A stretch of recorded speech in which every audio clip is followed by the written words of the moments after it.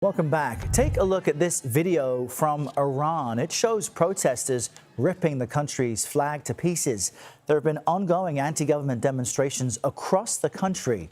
Human rights groups say dozens of people have been killed, and President Trump has threatened U.S. intervention if Iran's government continues its crackdown. More on this, I'm joined by Mona Yacoubian. She's the Director and Senior Advisor of the Middle East Program at the Center for Strategic and International Studies. Good morning, Mona, and welcome. You know, these demonstrations, which are just a week plus old, were initially driven by financial concerns. Many Americans can relate with that over inflation and the tanking of the rial, the currency there. But it seems to have evolved. Tell us more about what this is all about.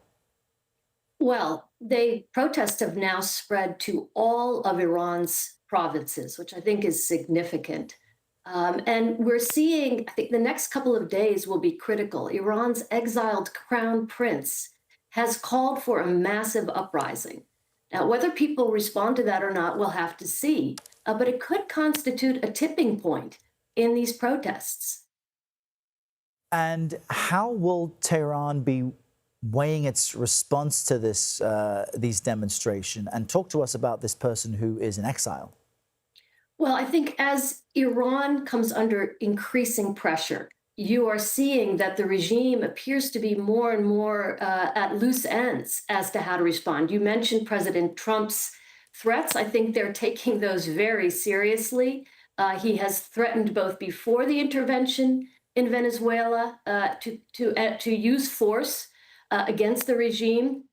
He doubled down on that threat after the intervention, and that threat's been amplified by Republican leaders such as Senator Lindsey Graham. So I think these threats from the outside, combined with, again, the growing pressures and the spreading protests on the inside, have really thrown a curveball to the Iranian regime. It doesn't appear to know exactly how to respond.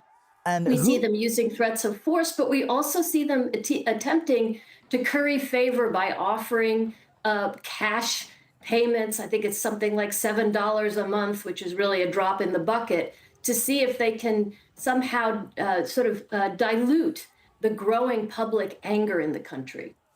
And you mentioned the exile prince, Reza Pahlavi. Is he one of the key players in this? Tell us more about his influence, because even in images posted online and videos to social media, I see a lot of people commenting, mentioning him. Yes, his call, he is, of course, a scion from the Shah's family. He is in exile. How much resonance he has on the ground, I think, remains to be seen. But this call he has made for all Iranians to rise up, and he's specifically called on this to happen today and tomorrow, does appear to be spreading, at least on the internet. I think it remains to be seen how much does that call have resonance on the ground in the streets across Iran.